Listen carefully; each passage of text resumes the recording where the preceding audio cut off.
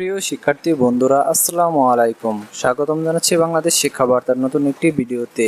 2024 সালের এইচএসসি পরীক্ষার্থীদের অটো পাসের স্বপ্ন এবার পূরণ হয়ে গেল।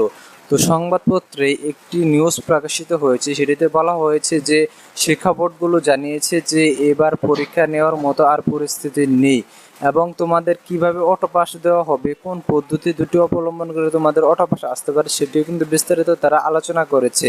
তো আমরা নিউজটি আজকে তোমাদের পুরোপুরি পড়ে দেখাবো এবং তোমাদের নিউজটি শোনাবো এবং এই নিউজটি সত্য এবং সরাসরি কিন্তু আমরা নিউজের পেজ থেকে তোমাদের সেটি দেখাবো।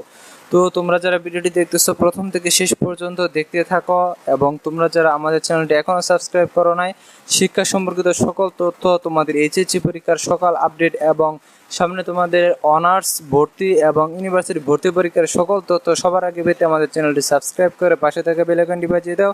আর যারা অলরেডি সাবস্ক্রাইব করেছো তাদেরকে অসংখ্য ধন্যবাদ। সো আসো আমরা মূল ভিডিওতে চলে আসি।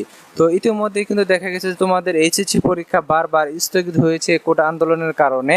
তো আসলে একটা কথা বলা চলে যে তোমাদের এইচএসসি ব্যাচ এবার যারা 2024 সালে রয়েছে এদের মতো এ পর্যন্ত কিন্তু অন্য কোনো ব্যাচ পাওয়া যায়নি, এইচএসসি ব্যাচ পাওয়া যায়নি যারা এরকম ভোগান্তির শিকার হয়েছ।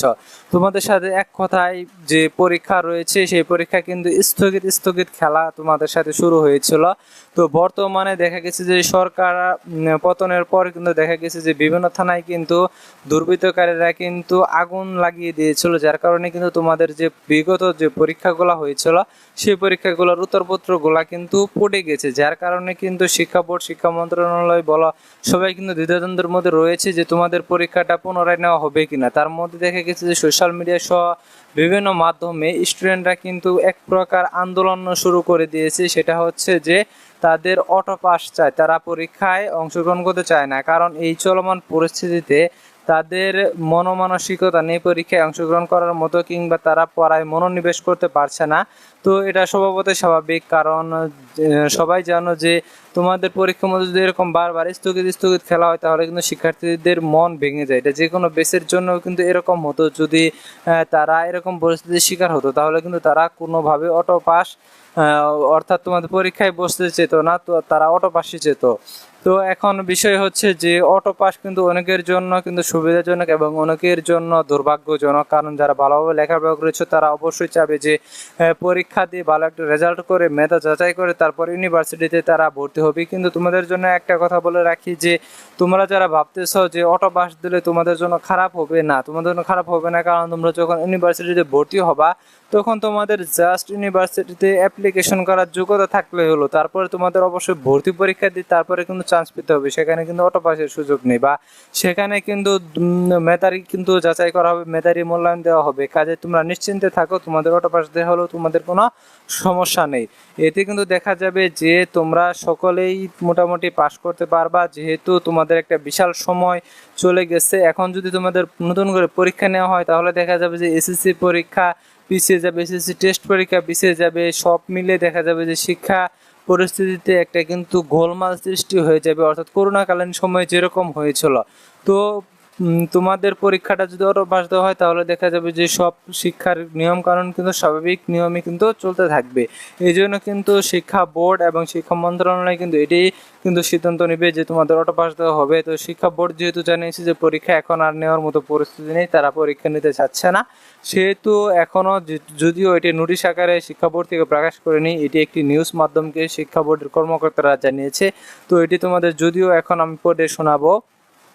তো পাশাপাশি আরেকটি কথা বলতেছি যে তোমরা যারা অটো পাস নিয়ে চিন্তিত আছো তারা চিন্তামুক্ত থাকো, কারণ যেহেতু তোমাদের একটা বিশাল একটা সময় যেহেতু চলে গেছে এই পরীক্ষার পেছনে, তো আবার যদি পরীক্ষা নেওয়া হয় তাহলে দেখা যাবে পুরো একটা বছরই তোমাদের এই এইচএসসি পরীক্ষার পেছনে চলে যাবে। তাহলে দেখা যাবে যে তোমাদের একটা ইয়ার কিন্তু লস হয়ে যাবে, যেটার প্রভাব পড়বে কিন্তু তোমাদের পরবর্তী এইচএসসি পরীক্ষার্থী, পরবর্তী এসএসসি পরীক্ষার্থীদের উপর। কাজে এরকম সিদ্ধান্ত কখনোই সরকার নেবে না। আর তোমরা যেহেতু আন্দোলন শুরু করেছো সোশ্যাল মিডিয়াতে, তো তোমরা যদি এই আন্দোলনটা আরো জোরদার করো তাহলে এটা যদি শিক্ষা মন্ত্রণালয় বা নিউজ মাধ্যমে যদি এভাবে উঠে আসে যে তোমাদের তোমাদের সমস্যার কারণে তোমরা পরীক্ষা দিতে চাচ্ছ না, তাহলে কিন্তু দেখা যাবে যে তোমাদের অবশ্যই কিন্তু শিক্ষা মন্ত্রণালয় কিন্তু এই সিদ্ধান্তটা দিবে যে তোমাদের অটো পাসের দিকে যাওয়ার। কারণ শিক্ষা বোর্ডগুলো যেহেতু জানিয়েছে যে পরীক্ষা নেওয়ার মতো পরিস্থিতি নেই, অর্থাৎ শিক্ষা বোর্ডের সম্মতি আছে যে তারা অটো পাস দেবে, এরকমটা সম্মতি আছে। এবং অটো পাস দিলে কীভাবে অটো পাস দেওয়া হবে সেটাও কিন্তু তারা সংবাদপত্রে কিন্তু বলেছে। কাজে তোমরা এটা নিয়ে নিশ্চিন্ত থাকো। তো তোমাদের আমি নিউজটি এখন পড়ে শোনাবো যে নিউজটিতে আসলেই কি বলেছে তারা। নিউজটি হচ্ছে jagonews24.com এর একটি নিউজ। তো এখানে বলা হয়েছে যে তবে গণ আন্দোলনে শেখ হাসিনার নেতৃত্বাধীন সরকারের পদত্যাগ ও সৃষ্ট বর্তমান পরিস্থিতিতে পরীক্ষা নেওয়ার সুযোগ নেই বলে জানিয়েছে শিক্ষা বোর্ডগুলো। ঢাকা, রাজশাহী, দিনাজপুর ও যশোর শিক্ষা বোর্ডের পরীক্ষা নিয়ন্ত্রক দপ্তরের 5 কর্মকর্তার কাছে বিষয়টি সম্পর্কে জানতে চাওয়া হয়। তারা সার্বিক পরিস্থিতি গণমাধ্যমকে কথা বলতে নারাজ, তবে নাম প্রকাশ না করার শর্তে তারা কি পদ্ধতি অবলম্বন হতে পারে সেটা সম্পর্কে বলেছেন। রাজশাহী বোর্ডের পরীক্ষা নিয়ন্ত্রক দপ্তরে 4.5 বছর ধরে কর্মরত একজন কর্মকর্তা জাগো নিউজকে জানান, শিক্ষার্থীরা পরীক্ষা দিয়েছেন। লিখিত উত্তরপত্রের নিরাপত্তা নিশ্চিত করার দায়িত্ব সরকার স্ব বোর্ডের। কিন্তু দেশে যেহেতু একটি ভিন্ন পরিবেশ বিরাজ করছে, সে সময় উত্তরপত্র ক্ষতির মুখে পড়েছে।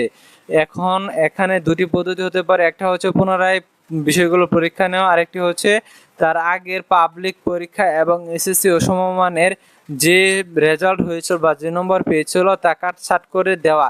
অর্থাৎ তোমাদের এখানে কিন্তু ইঙ্গিত করেছে যে তোমাদের যে এসএসসি পরীক্ষার যে রেজাল্ট দেওয়া হয়েছিল সেই এসএসসি পরীক্ষার রেজাল্ট অনুযায়ী কিন্তু তোমাদের এইচএসসি পরীক্ষার কিন্তু রেজাল্টটা কিন্তু তারা বিবেচনা করে কিন্তু তারা দেবে। এতে কিন্তু জিএসসি পরীক্ষার সাহায্য নিতে পারে তারা।